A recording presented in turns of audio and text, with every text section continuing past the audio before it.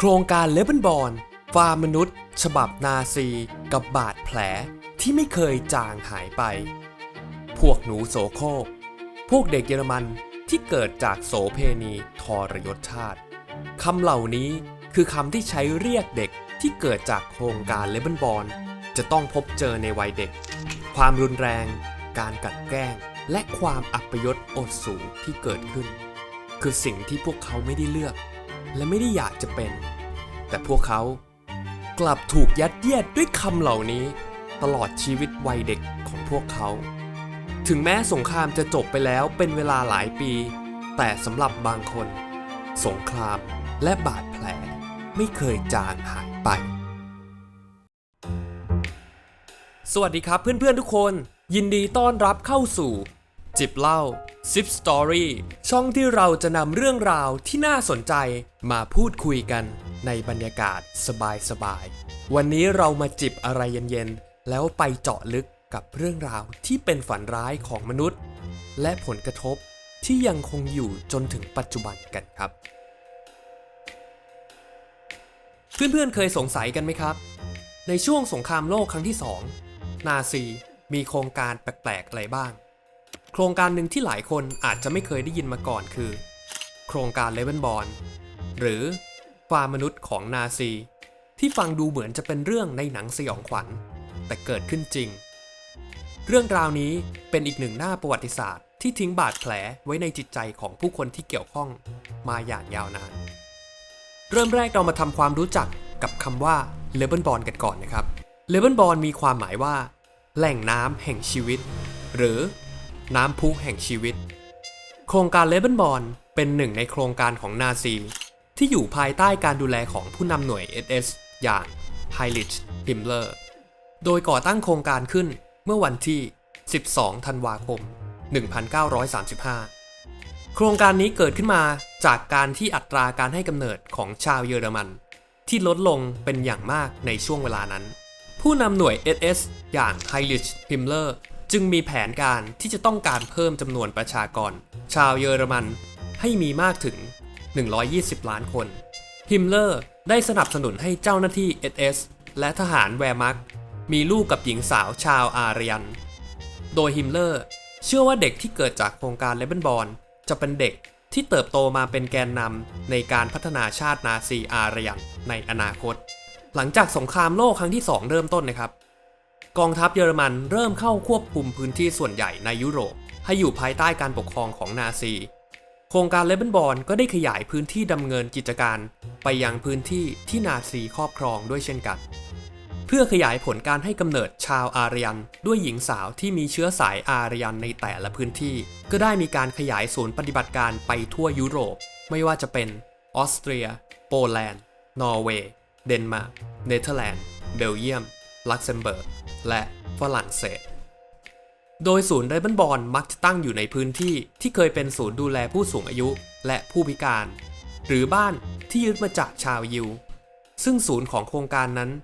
จะใช้เป็นพื้นที่ในการพักฟื้นหลังจากแม่ของเด็กๆทำการคลอดลูกโดยหญิงสาวบางคนหลังคลอดลูกก็จะเลือกที่จะรับเลี้ยงดูลูกของตัวเองแต่บางคนนั้นก็เลือกที่จะให้เด็กที่ตนคลอดออกมานั้นตกอยู่ภายใต้การดูแลของศูนย์จนกว่าจะมีครอบครัวชาวเยอรมันฐานะดี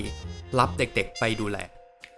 และโครงการเลเวนบอร์นยังได้เปิดโอกาสให้หญิงสาวที่ท้องก่อนสมรสกับชายหนุ่มที่มีเชื้อสายอารยันที่ไม่ต้องการจะดูแลบุตรของตนหรือไม่อยากเสียชื่อเสียงจากการมีความสัมพันธ์กับคนแปลกหน้าโดยเด็กๆที่เกิดใหม่จะต้องถูกทำพิธีศีลล้างบาปโดยวิธีการที่แปลกประหลาดซึ่งจะมีเจ้าหน้าที่ SS เป็นผู้ประกอบพิธีแทนที่จะเป็นนักบวชที่ถือน้ำศักดิ์สิทธิ์อยู่เหนือเหล่าเด็กๆกลับกลายเป็นเจ้าหน้าที่ SS ถือกฤษอยู่เหนือเด็กแทนและแทนที่จะเป็นการอ่านบทสวดจากพระคัมภีร์กลับกลายเป็นการอ่านจากหนังสือ Mein Kampf ของฮิตเลอร์โดยคำสอนของหนังสือ Mein Kampf คือการให้เหล่าเด็กๆกล่าวสาบานที่จะจงรักภักดีต่อฮิตเลอร์และเชื่อฟังคำสอนของลัทธินาซีแทนที่จะเป็นการกล่าวปฏิญาณตนกับพระเจ้าว่าจะเป็นชาวคริสต์ที่ดีโดยข้อมูลส่วนใหญ่ของโครงการนั้นจะถูกเก็บเป็นความลับโดยมีเพียงแค่ผู้เข้าร่วมโครงการไม่กี่คนเท่านั้นที่จะทราบข้อมูล และหลังสงครามนั้นข้อมูลเกี่ยวกับโครงการมักจะถูกเผาและทำลายจากความวุ่นวายของสงครามและส่วนใหญ่แม่ของเด็กในโครงการมักจะหลีกเลี่ยงที่จะพูดถึงโครงการนี้กับเด็กๆและส่วนใหญ่ข้อมูลของเด็กๆเหล่านั้นมักเป็นสิ่งที่หาได้ยากหรือบางส่วนก็ขาดหายไปจากหน้าประวัติศาสตร์เพื่อนๆคิดว่าเด็กๆต้องเติบโตมาในสภาพแวดล้อมแบบนี้เป็นเรื่องที่น่าตกใจและน่าหดหู่เพียงใดกันครับในช่วงของสงครามผู้นำหน่วย SS อย่างไฮริช ฮิมเลอร์ต้องการที่จะเร่งผลการปฏิบัติการของโครงการเลเบนบอร์นโดยการสั่งการว่าหากพบเด็กคนไหนที่มีลักษณะความเป็นชาวอารยันในพื้นที่ที่ตกอยู่ภายใต้การปกครองของนาซีให้นำเด็กเหล่านั้นเข้าโครงการเลเบนบอร์นในทันทีซึ่งส่งผลให้เด็กกว่า 1,000 คนถูกลักพาตัวนำออกจากบ้านหรือจากท้องถนนซึ่งส่วนใหญ่นั้นเกิดขึ้นในพื้นที่อย่างยุโรปตะวันออกและสหภาพโซเวียตโดยมีแนวคิดที่ว่าเด็กเชื้อสายชาวอารยันเหล่านั้นมีค่าเกินกว่าที่จะถูกปล่อยให้อยู่ในน้ำมือของพวกสลาฟหรือชาติพันธุ์ที่ต่ำต้อยกว่าพวกเขาต้องถูกส่งกลับเยอรมันหรือเข้าสู่ศูนย์พักพิงเลเบนบอร์นเพื่อกระทำการเปลี่ยนให้พวกเขาทำแบบเยอรมันคิดแบบเยอรมันก่อนที่จะให้มีครอบครัวชาวเยอรมันมารับเลี้ยงต่อไปเพื่อนๆจะรู้สึกอย่างไรถ้าต้องอยู่ในสังคมที่เต็มไปด้วยความลับและความกลัวแบบนี้เมื่อแผนที่จะเพิ่มอัตราการให้กำเนิดชาติพันธุ์อารยันสำหรับจักรวรรดิลายที่ 3 ต้องล้มเหลวจากผลของการตกเป็นฝ่ายแพ้ของสงครามโดยจักรวรรดิลายที่ 3 ดำรงอยู่ได้เพียงแค่ 12 ปีเท่านั้นทำให้เด็กหลายๆคนที่เกิดจากโครงการดังกล่าวนั้นภายหลังสงครามต้องอยู่อย่างหวาดกลัว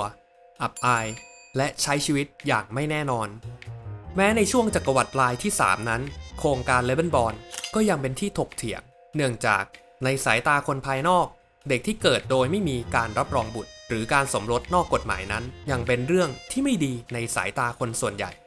โดยไม่ว่าจะเป็นในกรณีที่เด็กเหล่านั้นมีแม่ที่ให้กำเนิดคอยดูแลหรือมีครอบครัวชาวเยอรมันใจดีรับเลี้ยงความโชคดีของเด็กเหล่านั้นคือการที่พวกเขาเติบโตมาโดยที่ไม่ต้องรับรู้เรื่องราวของตัวเอง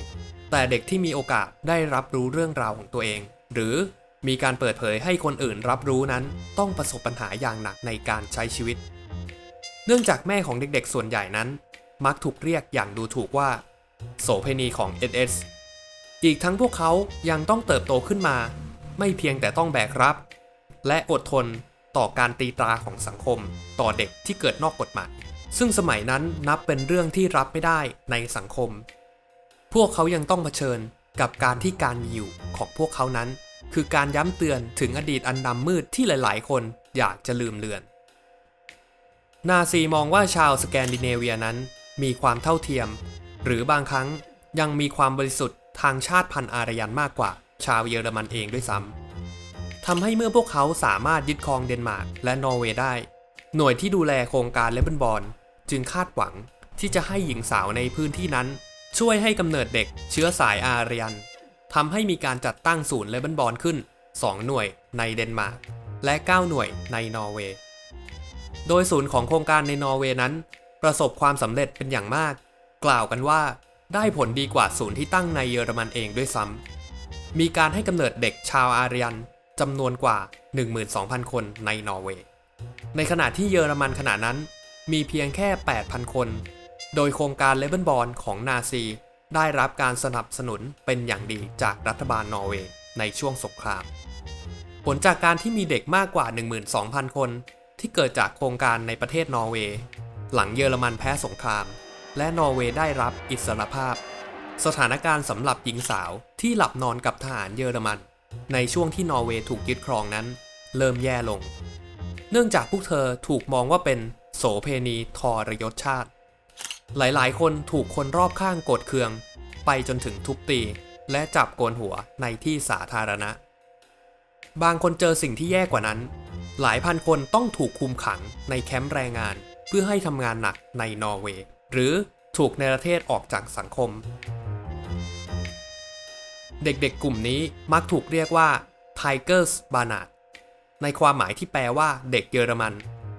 พวกเขามักไม่ได้รับการต้อนรับและถูกมองว่าเป็นสิ่งที่ย้ำเตือนของความอัปยศต่อการที่นาซียึดครองนอร์เวย์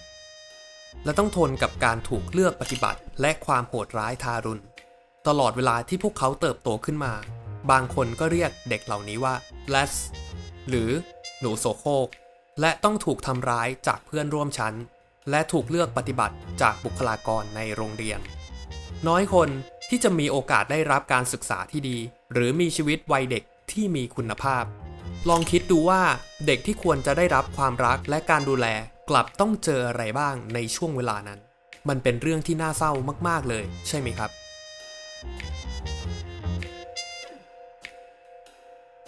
หลายคนต้องประสบปัญหาในการใช้ชีวิตหลายคนไม่เคยได้รับรู้ว่าครอบครัวของพวกเขาจริงๆแล้วคือใครหลายคนหวาดกลัวความจริงเกี่ยวกับครอบครัวของตัวเองหวาดกลัวว่าบรรพบุรุษของตนจะเป็นอาชญากรสงครามสิ่งเหล่านั้น